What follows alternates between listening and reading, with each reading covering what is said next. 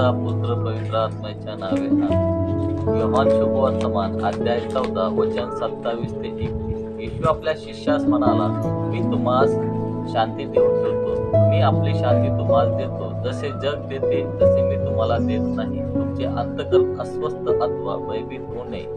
मी जातो आणि तुम्हाकडे येईन, असे जे मी तुम्हाला सांगितले ते तुम्ही ऐकले आहे. माझ्यावर तुमची प्रीती असती तर मी पित्याकडे जातो म्हणून तुम्हाला आनंद वाटला असता. कारण माझा पिता माझ्यापेक्षा थोर आहे. ते होईल तेव्हा तुम्ही विश्वास ठेवावा, म्हणून ते होण्यापूर्वी आता मी तुम्हाला सांगितले आहे.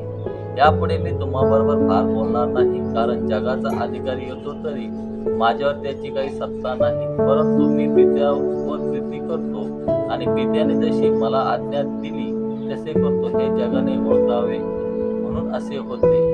आमेन.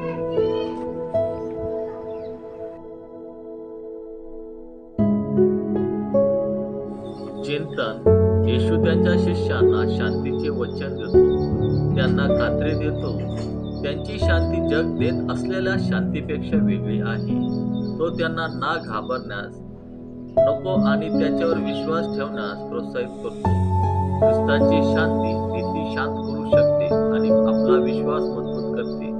भीतीच्या आपल्या जीवनाच्या अनेक भागावर, आपल्या जीवनाच्या अनेक नातेसंबंधावर, कामावर, पैशावर आणि आरोग्यावर तीव्र परिणाम होतो. येशू आपल्याला ती भीती सोडून देण्यास आणि त्याची शांती विश्रांती घेण्यास आमंत्रित करतो.